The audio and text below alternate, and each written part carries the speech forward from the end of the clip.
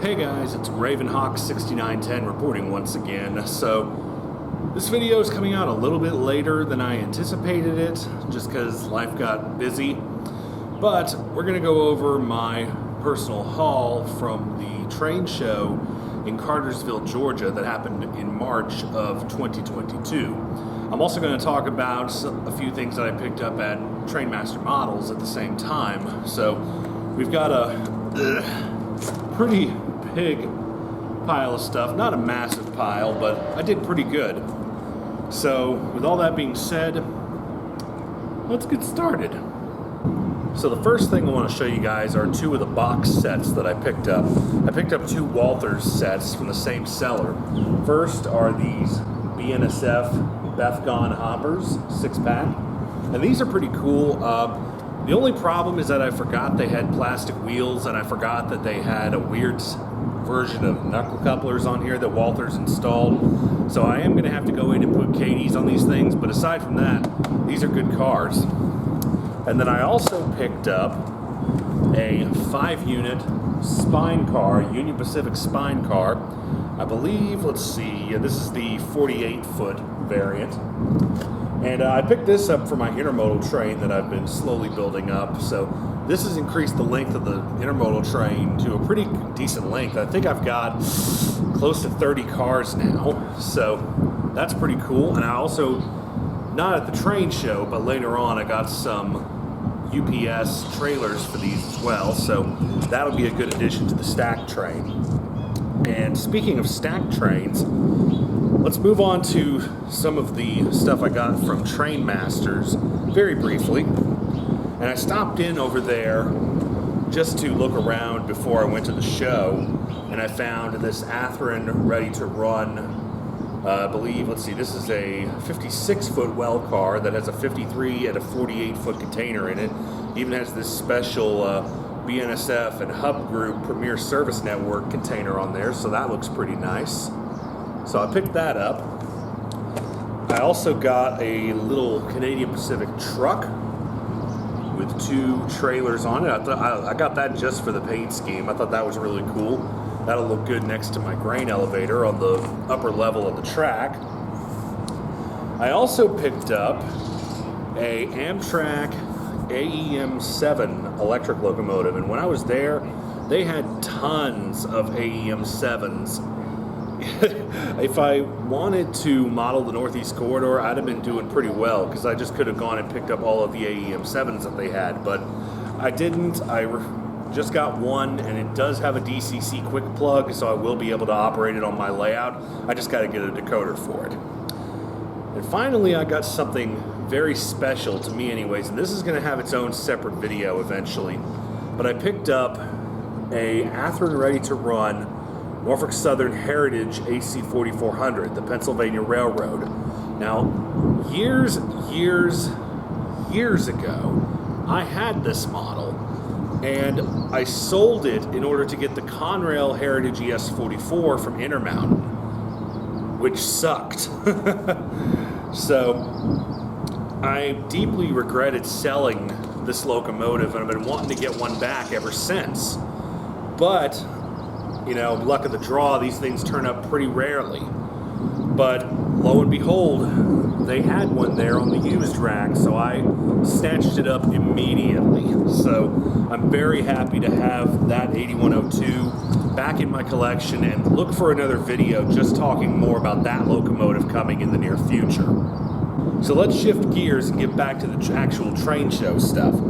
Starting with something unusual, a custom-built Seaboard Coastline yard slug. Now this was built using a Bowser Baldwin ASA 616, I believe is the model type, as the base. And it's really cool. Out of the 3 road slugs that I've bought, or yard slugs rather, this one's probably the best as far as operational stuff is concerned. However, there's a section right here on the bottom that seems to be causing shorts on certain parts of my track, so I gotta look into that.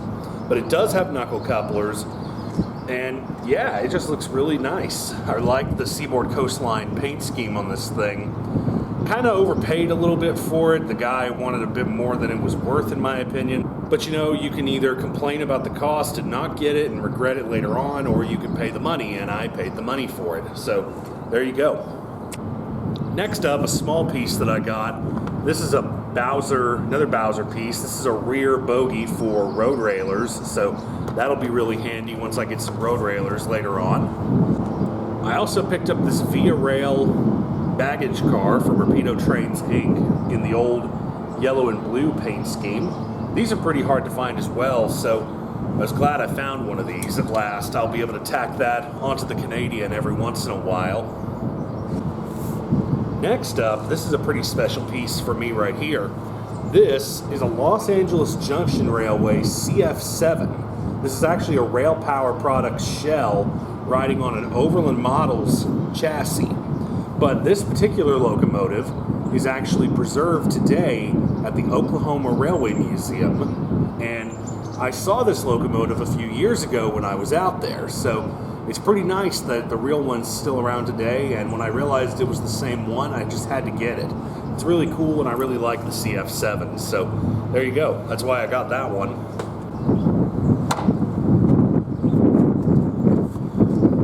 Finally, as far as motive power is concerned, I picked up a 2-pack of really nicely done Canadian Pacific SD40-2s. These are Athearn Blue Box ones, but this one is a powered unit and this one's a non-powered dummy unit. And the dummy unit is actually a high hood former Norfolk Southern, former Southern Railway SD40-2, which is pretty cool. I've got one of these from Broadway Limited, but this one is just completely unpowered. And this one's got a CAN motor in it as well. No DCC yet. I might have to have somebody hardwire that in, but these are pretty nice. Got these from my buddy Marvin, who was set up at the show. He always has some pretty cool stuff there. So, yeah. Those were all the models and such that I got, but one more thing that I got was this. This is a horn bell from a Nathan P5 horn. Train horn, and this is pretty cool. I've never owned any train horns in my life. I would like to, but they're prohibitively expensive. But I got this one. The seller apparently just didn't know what he had or just didn't care, one of the two, because I paid $40 for this one horn, and that to me is a pretty decent deal. So yeah, I mean I need to get the whole rest of it in the manifold for it, but hey, at least now I can say I'm the proud owner of a train horn.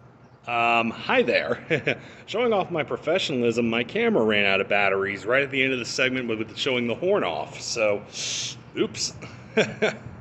Oh well, at least we got through everything before that happened. But yeah, back to the horn real quick. It's pretty cool. Like I said, I'll need to find the others and a manifold for it in order for it to work, but hey-ho, at least I've got one. Do some detail shots of it here real quick. Nathan P5, air chime P5, and there's the serial number right there. So yeah, that was a pretty good haul. I'm really happy with all I found. So anyways, guys, that's really about it as far as this video is concerned. I'm sorry it took a while to get this video out to you guys. Like I said, I've just been really busy with stuff, but hey, better late than never, right? So anyways, I'm gonna get out of this cold wind that's happening right now. I decided to come outside to film this, but kind of regretting that decision at the moment. So anyways, look for more videos of this stuff coming down the road, and look for a special video on the Pennsylvania unit coming very soon as well, because I do want to go into more details on that story. So anyways, I will see y'all next time. So this is Ravenhawk 6910 signing off.